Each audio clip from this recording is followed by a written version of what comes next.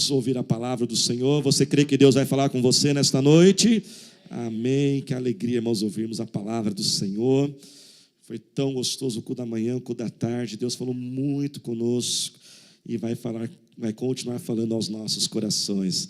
Abra a sua Bíblia, mas também abra o seu coração. Pai, fala conosco. Não aquilo que nós gostaríamos de ouvir, mas o que realmente precisamos ouvir. E só o Senhor sabe, Pai. Ó Deus, nós repreendemos a oração do nosso inimigo que quer nos atrapalhar, a distração, vaguear da mente, a deturpação da palavra, seja anulado. Que eu seja somente um vaso, um instrumento, mas a palavra seja tua, do teu trono aos nossos corações. É o que eu te peço, em nome de Jesus. Amém, Senhor. Livro de 1 Samuel, capítulo 16. Nesse mês, irmãos, de setembro, nós vamos fazer algo que nós fazemos alguns meses do ano, que é muito gostoso, tem sido uma grande bênção. Nós temos visto muitos resultados, tem sido muito produtivo, que é nós pregarmos uma sequência de mensagens. Com isso, nós podemos aprofundar alguns assuntos do que cada domingo pregar um assunto diferente. E muitos às vezes perguntam, pastor, como que surge o tema de uma pregação? Como que o senhor define o que vai pregar? Qual é o assunto? Qual é o texto da palavra de Deus? Irmãos, a definição de uma pregação ela é um processo profundo, é um processo longo, basicamente regado com oração, com estudo da palavra de Deus. Mas também existe ali um componente muito importante, que é o acompanhamento da vida das pessoas. Como pastor, a gente não é só um pregador, existe a diferença do pregador e o pastor. Eu não sou somente pregador, mas pastor, a gente acompanha, a gente conversa, a gente aconselha. E quando a gente conversa com as pessoas, aqueles problemas, as situações que a pessoa passa, nós vamos buscando em Deus soluções para aquilo. Quem está dentro, diga amém. E recentemente, irmãos, eu observei algo que praticamente de cada 3 pessoas que me procuram pedindo algum aconselhamento, uma oração, praticamente 2 dessas 3 pessoas, elas têm algo parecido. Elas estão confusas. Elas precisam de direções na sua vida, escolhas a fazer e não sabem o que é certo, o que é errado. Elas têm receio de talvez desagradar a Deus, elas querem realizar a vontade de Deus. E dentro disso, nesse mês, Deus quer falar conosco sobre um tema muito importante, sobre nós aprendermos a sermos guiados por Deus. Deus nos abençoa de muitas formas, mas uma das maiores, irmãos, e mais ricas e belas bênçãos, que é ter Jesus na nossa vida, é nós sermos guiados pelo Senhor. É um privilégio, é uma bênção daquele que tem o Espírito Santo dentro dele. Porque a Bíblia diz, irmãos, presta atenção, a Bíblia diz que nosso Deus não é um Deus de confusão. E se o nosso Deus não é um Deus de confusão e Ele habita dentro de nós, a confusão não pode estar em nós. Essa mente bagunçada e desorganizada não pode estar dentro de você. Essa vida fora de ordem, mas essa vida sem uma direção não pode existir, pois você tem o Espírito Santo, você tem o Senhor Jesus para te guiar em todas as coisas. Quantos aqui precisam ser guiados por Deus em alguma área da sua vida, ou em todas as áreas? E quando eu preparava essa mensagem, irmãos, eu me lembrava da primeira vez que eu fui guiado pelo Senhor. A primeira vez que eu ouvi a voz de Deus e recebi uma direção de Deus do que eu tinha que fazer. Eu tinha por volta de 13, 14 anos de idade. E não me olhe assim, né? Cada fase da vida tem a sua luta, né, irmãos? Né? Cada fase. E aí com 13, 14 anos de idade, né, eu estava assim mal. Eu tinha acabado de levar um fora, irmãos, de uma menina. Eu estava muito mal, mas foi um baita de um fora, sabe? Né? Vocês estão dando risada porque não é com vocês, né? E aí, gente, meu Deus, e eu entrei no quarto e eu comecei a chorar. A minha vida acabou. Ninguém vai gostar de mim. Eu vou viver solteiro o resto da vida. E eu chorava, né? Alguns estão dando risada porque você também já fez a mesma coisa, viu? Alguns estão se entregando aí, né? E eu pensava, meu Deus, o que vai acontecer comigo? Não, irmãos, nos meus altos, os 13 anos de idade, não tinha mais futuro para a minha vida. E ali eu fui na presença de Deus, no secreto, como já falamos um pouquinho aqui. Fechei a porta do quarto e fiquei chorando, e fiquei orando. E acho que foi 1 hora, 2 horas, quando, de repente, vem um versículo na minha mente. Pensamento, um versículo.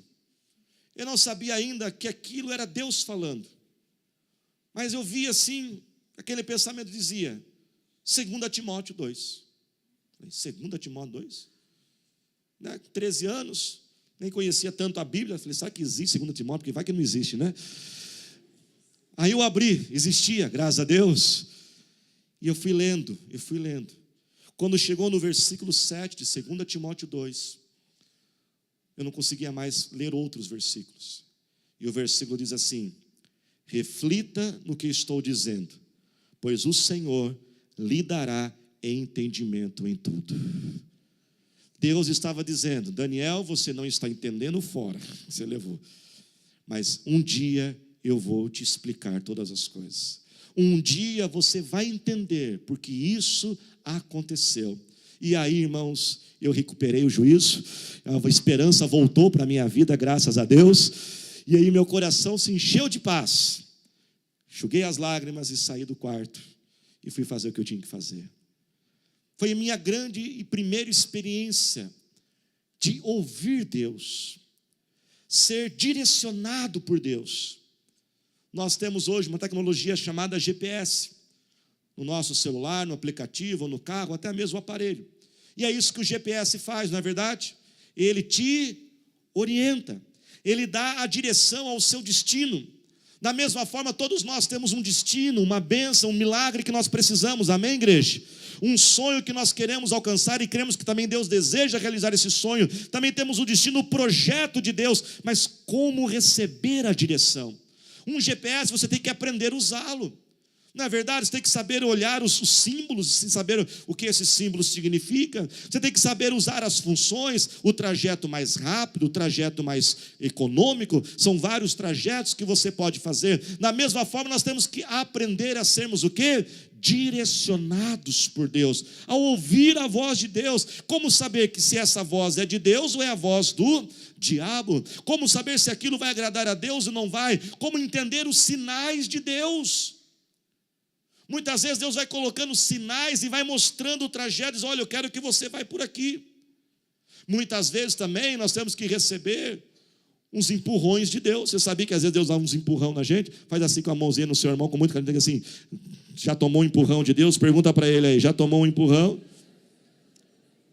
Porque às vezes, irmãos, nós estamos numa rota e não é a direção que Deus tem para nós, mas a gente é meio teimoso, que está dando empurrão em nós. E um dos domingos eu vou pregar sobre os empurrões que Deus dá na nossa vida. Mas às vezes também a gente é teimoso. O GPS fala, vira à direita, você vira à esquerda, porque você sabe o caminho. E às vezes a gente toma decisões erradas. Um dos domingos eu vou estar pregando sobre quando Deus conserta os erros da nossa vida. E Deus me deu uma palavra nesse domingo. Eu preguei agora no culto das 5. Que muitos de nós estamos sofrendo consequências de erros que fizemos lá atrás. E você não consegue se livrar da consequência desse erro. Talvez há 5 anos, 1 ano, 10 anos, 20 anos atrás. Mas sabe qual é a palavra que Deus me deu, que Deus vai fazer nesse mês de setembro através dessas mensagens? É que chega de sofrer as consequências desse erro. Ele quer derramar misericórdia e consertar a nossa vida. E hoje, nesse texto, nós vamos aprender algo tão lindo, tão maravilhoso com a palavra de Deus. Por isso, convido você a mergulhar comigo nessa história, nesse texto, que é fascinante. 1 Samuel, capítulo 16, verso 1.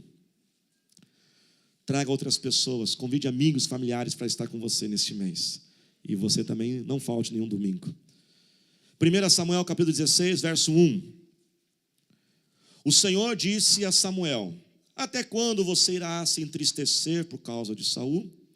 Eu o rejeitei como rei de Israel. Encha um chifre com óleo e vá a Belém, e eu o enviarei a Jessé. Escolhi um dos seus filhos para fazê-lo rei. Samuel, porém, disse, como poderei ir? Saul saberá disto e me matará. O Senhor disse, leve um novilho com você e diga que foi sacrificar ao Senhor. Convide Jessé para o sacrifício. Olha essa parte do versículo. E eu mostrarei a você o que fazer. Quando você chegar lá, eu vou falar o que você vai ter que fazer. Você irá ungir para mim aquele que eu indicar. Vamos para o versículo 6. Quando chegaram, Samuel viu Eliabe e pensou, com certeza é este que o Senhor quer ungir.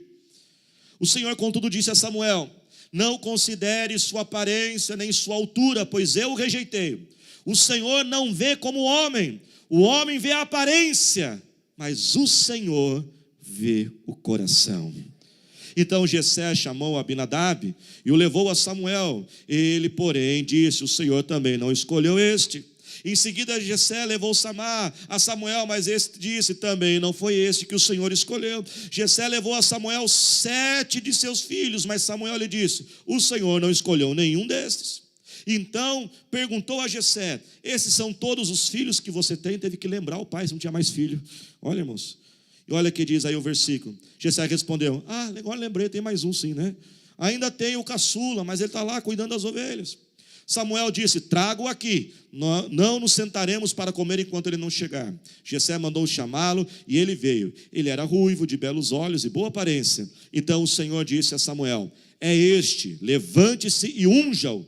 Samuel apanhou o chifre cheio de óleo e ungiu na presença dos seus irmãos. E a partir daquele dia o Espírito do Senhor apoderou-se de Davi, e Samuel voltou para Ramá. Diga glória a Deus. Irmãos, Samuel recebe uma tarefa de Deus, e não é uma tarefa pequena qualquer: ungir o novo rei de Israel. O rei vigente era o rei Saul, o primeiro rei de Israel. E numa monarquia, irmãos, quando nós temos um rei, não tem escolhas, não tem dúvidas sobre quem será o futuro governante. Quando você tem um rei, o futuro governante é o filho do rei. Se um rei tem mais de um filho, então o rei já tem que definir qual dos filhos é que será o futuro rei. Pois caso o rei venha morrer de uma forma repentina, de uma forma rápida, todo mundo já tem que saber: se o rei morrer, é um desses filhos que será o novo rei. Quem está dentro, diga amém. Porém, irmão, Saul cometeu um pecado muito grave, e pelo seu pecado recebeu também uma consequência muito dura. Ele perdeu o direito da sua família ser a família real. Isso agora seria transferido a uma outra pessoa. Então Deus diz para Samuel: Samuel, Saul não vai ser mais rei, os filhos de Saul não vão ser mais reis. Eu agora vou escolher um novo rei, porque você já tem que deixar ungido o novo rei, porque quando Saul morrer, todo mundo já tem que saber quem vai ser o futuro rei. E então Deus diz para Samuel: olha, você vai lá numa cidade chamada Belém, no bairro tal, na rua tal, numa casa azul com porta amarela. Mas pastor, não tem casa azul. É que eu que estou contando a história. Na minha história a casa é azul, tá? Com porta amarela, um homem chamado Jessé. Ele é o proprietário da casa. Um dos filhos dele vai ser o futuro rei. A primeira reação de Samuel foi: de jeito nenhum, eu não vou fazer isso não. Porque veja bem, irmãos, quando Samuel ungisse o novo rei, automaticamente ele se tornaria um inimigo do rei atual. O rei Saul viria esse ato de ungir um novo rei já como um ato de oposição, viria ele como um ato de traição. Samuel até fala: Deus, se eu for lá ungir um outro rei, Saul vai querer me matar. Veja bem, Samuel não sabe quem é esse rapaz que Deus vai ungir, só passou o endereço da casa e o nome. Só vem se Deus falasse assim: vai ser o comandante do exército, o futuro rei. Samuel fala assim: então está tranquilo, porque o cara é o comandante do exército, se vier me matar, ele me protege. Talvez Samuel pensou: quando o rei souber que eu ungi um outro, ele vai cortar meu salário, e quem vai pagar minhas contas, o aluguel vai ficar atrasado. Ele não sabe quem é, mas Deus fala assim: não, Samuel, você vai lá. Então Samuel vai até a casa de Jessé. Mas veja bem, irmãos, Deus falou o nome da cidade, amém? Deus falou o bairro, Deus falou a rua, a cor da casa e o nome do proprietário. Por que Deus já não falou o nome do filho? Numa época de alta performance que nós vemos, as empresas treinam para que os seus funcionários tenham alta performance, produtivo, Deus foi um péssimo chefe. Por que não passou a informação completa? Por que ele foi passando picadinho? Ele falou assim: quando você chegar lá, eu vou falar para você. E aí então ele chega na casa de Jessé, e ele fala: Jessé, olha, eu vou ungir um dos seus filhos. Aí Jessé dá notícia: qual deles? Porque tem 7 aqui. Meu Deus, e agora? Qual dos 7? E aí passa o primeiro, a Bíblia diz que o primeiro vem, ele é alto, tem uma aparência, porque você sabe, irmãos, que tem gente que tem gente que tem aparência de presidente, de rei, né? Tem uns caras assim que é bonitão, né? Tem uns topete assim, né? Aí você fala, nossa, esse cara tem cara de rei, cara de presidente, né? Tem uns que tem. Na hora que Samuel viu, falou, é esse? Olha a pinta no homem, olha como ele é igual esse homem, é esse. Aí Deus fala assim, dá outra instrução, Samuel, o homem valoriza a aparência. O homem olha a aparência, mas eu olho o coração. Irmãos, por que Deus não falou isso antes? Aí passa 7 filhos, agora tem um problema. Samuel pergunta a Jessé, cadê os filhos? Falou, acabou os filhos. Mas Deus falou que um dos filhos ia ser o futuro rei, e os filhos acabaram. Samuel tem que investigar, tem que cutucar o homem, mas não tem mais nenhum mesmo. Certeza? Até que tem um. E aí, irmãos, vamos chamar Davizinho. Mas Samuel fala, não, enquanto Davi não chegar aqui, nós não vamos comer. A comida esfria, a carne fica seca, e todo mundo esperando o Davi chegar. Veja bem, irmãos, Deus havia dito que um dos filhos ia ser rei, amém? O homem tem 8, já passou 7. Obviamente é o último. Mas Deus ainda não falou, Samuel teve que esperar Davi chegar. E só quando Davi chegou, quando Samuel olhou para Davi, aí então que Deus confirmou e deu a última instrução. É esse o futuro rei.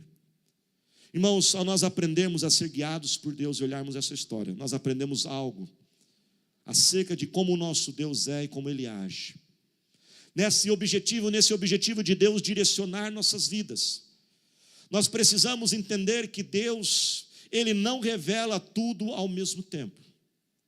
Deus vai revelando aos poucos. Deus vai revelando uma parte, depois Ele revela outra. Ele falou para Samuel o endereço da casa. Depois Ele falou, não olhe a aparência. Depois Ele falou, espere o último chegar. E por último Ele revelou então que Davi seria ungido. Quando, irmãos, nós buscamos essa direção de Deus, nós temos que entender por que Deus faz isso. Por que Deus não revela tudo ao mesmo tempo e vai revelando aos poucos? Um dos motivos, eu queria que você prestasse atenção. Deus vai falar conosco alguns dos motivos por que Deus faz isso. O primeiro motivo, irmãos, por que Deus revela aos poucos, é porque se Deus revelasse tudo uma única vez, nós provavelmente não teríamos fé para acreditar. Se Deus dissesse como Ele vai fazer um milagre na sua vida, talvez você não acreditar. Se Deus dissesse o tamanho do projeto que Ele tem para você, você não ia acreditar. Então nós teríamos falta de fé. E qual é o principal veneno do milagre? O que mata os milagres na nossa vida? A falta de fé. Deus, Ele vai revelando aos poucos para que a nossa fé possa ser o quê? Exercitada. Você sabe qual é o maior obstáculo entre você e o seu milagre? É você mesmo. É uma reação natural, olhe para cá. Quando o anjo chegou para Maria e disse, Maria, você está grávida do Salvador. Qual foi a reação de Maria? Como vai ser isso? Isso não tem como acontecer? Então é dito, aquilo que é impossível para o homem é possível para Deus. Quantos sonhos, irmãos, Deus está colocando em nosso coração, mas o nosso medo impede nós vivermos aquilo. Deus estava querendo dar um novo rei para Israel, mas Samuel estava com medo de ungir o novo rei, a carnalidade dele. E Deus também tem algo novo e grande para cada um de nós. Deus manda dizer isso novamente. Quem esteve domingo passado ouviu a palavra de Deus. Não deixe o medo travar aquilo que Deus tem para a sua vida. Há um novo do Senhor chegando, está um novo do Senhor pertinho aí de você. Não deixe a sua falta de fé, não deixe a sua carnalidade matar isso. Não tente querer entender milagre. Milagre a gente não explica, milagre a gente experimenta. Quantos sonhos, quantos projetos estão morrendo aí dentro de você. Às vezes você está até fugindo. E domingo passado eu falei algo aqui no culto, teve muita gente que ficou assustada, e vamos dizer de novo, porque Deus falou, manda falar de novo. Talvez esse sonho de ter um segundo filho. Você saiu animado domingo para ter o segundo filho. Deus tem um sonho para essa criança. Há um projeto de Deus para esse segundo filho.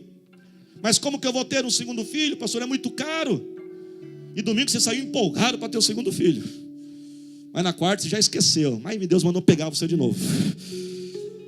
Talvez o sonho de ser um empresário, o sonho de seguir uma profissão, de ser um líder de uma célula. Veja bem, irmãos, Deus não é mau, Deus não está brincando com a gente, porque Ele não revela tudo ao mesmo tempo. É que Ele sabe o tamanho da nossa fé. Então Ele vai revelando aos poucos, para que a gente mesmo não estrague o milagre. Quem está entendendo, diga amém. Um outro motivo, irmãos, porque Deus revela aos poucos. Quem está entendendo a mensagem, diga amém. É porque Ele vai testando, presta atenção nisso, a nossa dependência, a nossa obediência e a nossa fidelidade. Se Deus falasse para Samuel todas as informações, Samuel ficaria tranquilo, de boa. Já sei quem é. Eu vou chegar lá, vou chamar o Davi e vou ungir ele. Mas Deus não passou todas as informações. O que isso teve que fazer com Samuel? Presta atenção. Samuel teve que ficar constantemente em oração e dependendo de Deus. Quem será que vai ser? Como que eu vou fazer? Qual dos filhos? Qual do filho que será o futuro rei? Irmãos, e assim até os dias de hoje. Vamos ser sinceros. A gente ora mais quando as coisas estão boas, as coisas estão ruins. Mas quando estão ruins. Deus, Ele vai revelando porque Ele vai testando. Muitos irmãos, é só as coisas melhorarem e já se afastam do Senhor. Imagina então se Deus disser tudo uma vez só. Deus, Ele revela, Deus faz um pouco, aí Ele vai testar nossa obediência, nossa fidelidade. Veja bem, irmãos, como pastor, a minha alegria como pastor não é somente ganhar almas para Jesus, mas é fazer com que cada alma viva o projeto e o sonho de Deus, seja curada e restaurada. E eu fico muito feliz quando eu vejo os irmãos crescendo, prosperando na vida, avançando. Mas como eu também fico preocupado, porque a carnalidade começa a surgir. As coisas vão melhorando, a gente vai orando menos. Agora eu tenho mais recursos para ir a outros lugares do que a igreja, porque a igreja é de graça, né? E a gente é abençoado ainda. Eu começo a ter opções, começo a ficar um chato. Parece que tem gente que só crescer e fica chato. Fala assim, irmão, para de ser chato, fala para ele aí. Começa a ficar um metidinho. Que parece. Fica crítico. Sabe o que eu aprendi acerca dos críticos? Os críticos só criticam quando está bem. Eu aprendi algo. Quando a pessoa está mal, ela não critica, porque ela não tem tempo para isso. Quando ela está com o parente no hospital quase morrendo, quando ela está em dívida, quando ela está em depressão, ela não está nem aí se o pastor erra na gramática. Ela não está nem aí se o irmão errou o acorde. Ela não está nem aí se o xerox da lição da criança estava apagado, ou estava com o versículo errado escrito. Porque ela está sedenta, ela deseja, ela precisa ter sua vida restaurada. Mas é só crescer um pouquinho, aí já fica um chato. E nada está bom. E sabe o que vai acontecendo? As coisas melhoram, mas agora ela fica muito ocupada para Deus. Aí ela fica muito ocupada, ela sofre. Deus é misericordioso, recebe ela de volta. Aí ela fica por cima. Aí ela se afasta de Deus. Na hora que ela se afasta, ela sofre. Na hora que ela sofre, ela se arrepende. Na hora que se arrepende, ela volta para Deus. E Deus recebe, irmãos, quantas vezes nós precisarmos. Só que tem uma coisa: a gente nunca sai do lugar. Porque quando você volta, você não volta aonde você parou, você volta para trás. Quer ver isso? A parábola do filho pródigo. Quando o filho pródigo voltou, o irmão mais velho já de olho no dinheiro, ele estava preocupado com o dinheiro, não estava nem com o irmão. Ele falou, pai, o filho voltou, e aí ele negócio da herança. Você lembra da história lá que o pai tinha dividido a herança? O que o pai falou para o filho mais velho?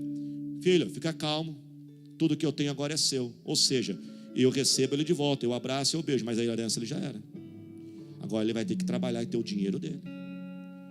E muitos de nós estamos tendo essa sensação que a nossa vida não sai do lugar, porque Deus faz, mas a gente se afasta. Deus faz, a gente se afasta. Deus faz e a gente fica orgulhoso. Deus faz, a gente fica metido. Deus faz, a gente fica um chato. Irmãos, quanto mais Deus crescer e abençoar sua vida, e eu profetizo que você vai crescer e avançar muito, porque Deus está queimando essa palavra desde domingo passado. Quando eu li esse texto, irmãos, eu não acreditava que Deus estava confirmando a mesma palavra do domingo passado. Deus estava dizendo: eu tenho um futuro rei para entregar a esta nação. E Samuel estava com medo. E Deus tem algo novo e grande para nossas vidas, para a nossa igreja. Mas quanto mais Deus fizer na sua vida, mais humilde seja, mais dependente de Deus seja, e principalmente mais paciência com os outros, porque você vai avançando, mas nem todo mundo avança no mesmo ritmo. Você cresce, mas nem todo mundo cresce da mesma forma. E às vezes alguns podem ficar um pouquinho mais para trás. A gente começa a ter falta de paciência com os mais simples e mais fracos. Terceiro motivo, porque Deus vai revelando aos poucos, é porque Deus vai nos aperfeiçoando e nos preparando. Nessa história, Samuel, que já era um grande homem de Deus, já conhecia muito de Deus, conheceu mais um pouquinho Deus. Ele aprendeu mais uma coisinha acerca de Deus, que Deus não olha a aparência, mas Deus olha o quê? O coração. Da mesma forma, meus, Deus está te preparando. Deus não está revelando tudo porque Ele é mau, porque Ele não quer, é porque Ele está te preparando para que você esteja pronto para chegar àquilo. É como quando você vai na academia. Você já foi na academia? Aí você chega lá o primeiro dia, aí você pega aquele quilinho, aí você fala assim: só isso aqui? Isso aqui é muito fraco, né? Aí você já vai nos 20 quilos na primeira vez. No primeiro dia você está todo, no outro dia você nem se levanta da cama, né? Está tudo travado. Aí você tem que ser humilde, chegar para o professor e falar assim: professor, como é que eu faço? O instrutor, ele vai dizer: olha, você vai falar, vai pegar 1 quilinho. Aí você fica 1 quilinho. Aí depois vai 2, depois você vai 5, depois você vai 10, depois você vai 20. Aí você vai crescendo. Da mesma forma, presta atenção, Deus está usando as batalhas da sua vida. Essa batalha não é para acabar com você. Eu vou repetir: essa batalha não é para acabar com você. Essa batalha é para exercitar a sua fé. Deus está usando isso porque Ele está te preparando. Há batalhas na vida, irmãos, que servem para nos preparar. Davi enfrentou leões e ursos no campo, protegendo as ovelhas do seu pai. E sabe o que aconteceu? Nada. Ninguém viu, ninguém valorizou, ninguém ficou sabendo. Há batalhas que sofremos sozinhos, no anonimato. Pessoas não compreendem. A gente vence, a gente luta e parece que nada acontece, porque tem batalhas que são para preparar. Porém, um dia Davi não matou um leão e um urso no pasto sem ninguém ver. Um dia ele enfrentou Golias na frente dos olhos de todos. E aí sim, aquela batalha não era mais para preparar, ele já estava preparado. Aquela batalha era para mudar a história da vida dele. A vida de Davi nunca mais foi a mesma depois que ele enfrentou Golias. Alguns estão enfrentando lutas como nunca tiveram, sendo desafiados em coisas, em circunstâncias que estão além da sua capacidade, da sua força. E você tem perguntado ao Senhor por quê? Qual é a sua direção? O que o Senhor está fazendo? Mas o Senhor manda dizer: é porque essa batalha, meu filho, não é mais para preparar você, você já está preparado. Essa batalha é para mudar a direção da sua vida, é para mudar a história da sua vida. A sua vida nunca mais será a mesma depois desta batalha. Se coloque de pé glorificando ao Senhor. Deixe Deus te aperfeiçoar. Coloca a mão no seu coração, olhe para cá. Já ajeitou aí a roupa? Ficou tudo ajeitando, né? Aqui levando, dá uma ajeitada. Coloca a mão no seu coração, olhe para cá. Quarto motivo, porque Deus revela aos poucos. É porque Ele quer nos ensinar a aprender a esperar no Senhor. Nunca se ouviu falar, nunca se viu de um Deus que trabalha para aqueles que nele esperam. Isaías 64. Uma das grandes virtudes do crente que cresce, do cristão que desenvolve na vida cristã, é aprender a esperar. Deus já podia dizer tudo de uma vez só para Samuel, mas fez ele esperar Davi. Foi revelando aos poucos. E é na espera, irmãos, que o diabo vem com toda a sua força. Cansa esperar. Cansa fazer o certo e parecer que tudo está dando errado. Cansa fazer o certo e ver os outros que fazem errado se darem melhor. Samuel teve que esperar, ele fez todo mundo esperar Davi chegar. E só quando Davi chegou, Deus revelou. Deus dá um passo, espera uma atitude nossa. E às vezes nós temos que esperar a próxima direção de Deus. O tempo de Deus é diferente do nosso tempo. Ele sabe o que está fazendo. Não é porque Deus está em silêncio, significa que Ele não está trabalhando. Aliás, quanto maior é o silêncio, maior é o milagre. Quando Lázaro ficou doente, se Jesus chegasse na mesma hora, seria mais uma cura. Passaram-se 4 longos dias. Lázaro já está morto há 4 dias. E Jesus então decide não fazer mais uma cura de uma enfermidade. Jesus decide ressuscitar alguém. Está demorando, está demorando, está demorando. É porque é maior o que Ele está preparando. Espere no Senhor, mas espere em oração. Limpe sempre o seu coração aos pés de Jesus. Chegue para Jesus e diga: Senhor, estou cansado de esperar. Senhor, não tenho mais forças. Mas diga para Ele: espere em oração, espere em fé, declare palavras de vitória, mantenha a esperança, mantenha a confiança. Tudo pode dizer que está dando errado, tudo pode dizer que Ele não está trabalhando, mas na fé, é nessa hora que nós aplicamos a fé. Pois a Bíblia diz que o justo, ele vive pela fé, ele não vive pelos sinais e circunstâncias, ele vive pela fé. E neste momento você aplica a sua fé. Devemos também esperar com paciência, não esperar reclamando nem murmurando, mas enfrentarmos com bom ânimo e cremos que Ele vai cumprir o que Ele prometeu, pois Ele é fiel. Ele não é homem para mentir, não é homem para se arrepender. Se Ele disse que vem, Ele vem. Se Ele disse que eu estou chegando, Ele está chegando. Se Ele disse que eu estou contigo, Ele está com você. Se Ele disse que Ele vai fazer, Ele vai fazer. Ainda que passemos por um vale da sombra da morte, nós não tememos mal algum, porque Ele está comigo, Ele está conosco, Ele está com você. E ao final daquele vale, os pastos verdejantes estão esperando. O choro pode durar uma noite toda, mas a alegria vem pela manhã.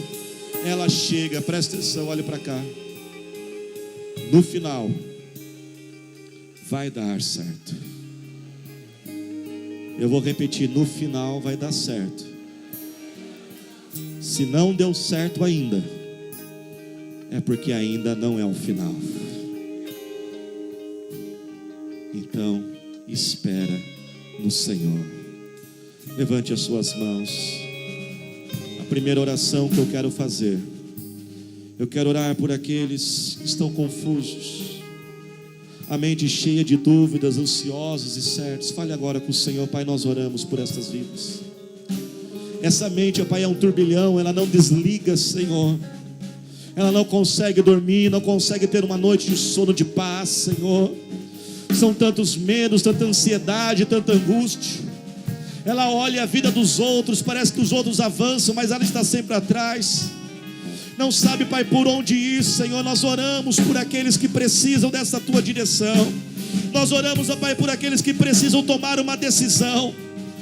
Senhor, eu não sei quem é, mas tem pessoas nesse domingo, Pai, que entraram aqui neste lugar.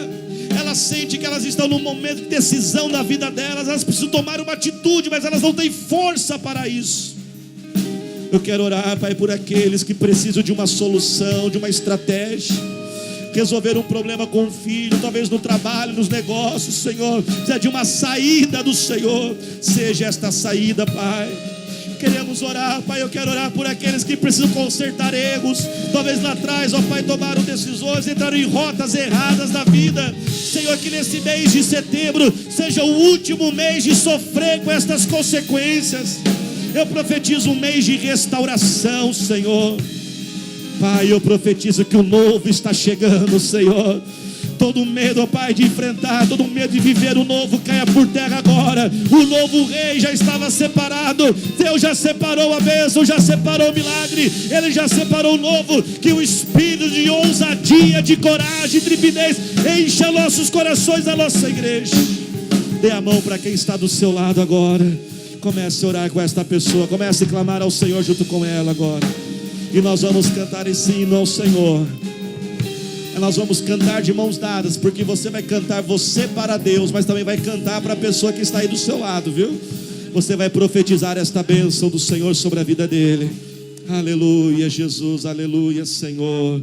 Glória ao teu nome, Deus, aleluia, Senhor. Tu és tremendo, tu és poderoso. Vai orando por esta pessoa agora. Vem, Senhor Jesus, nós clamamos a ti. Renova as nossas forças para esperarmos, ó Senhor. Que nós possamos esperar em fé, em oração, em paciência, Senhor. Se a vitória não consegues enxergar, espera no Senhor e confia. Diga para quem está do seu lado. Espera Ele vem. Abra os olhos agora, olhe para ele, diga para ele. Confia, Ele vem. Profetiza na vida dele. E faz um milagre.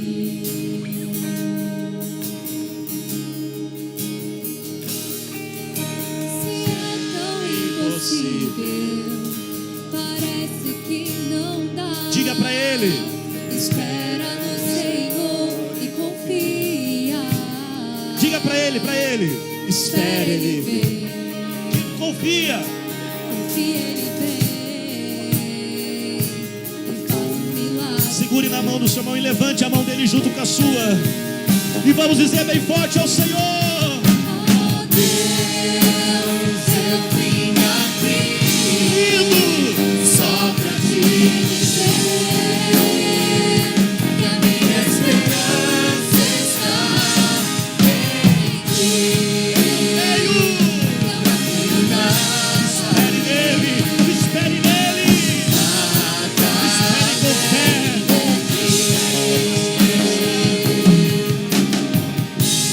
Deus, Eu vim aqui só pra te dizer aleluia.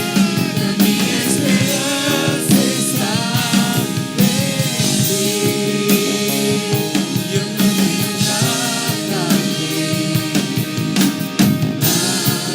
além de ti. Aleluia, Jesus.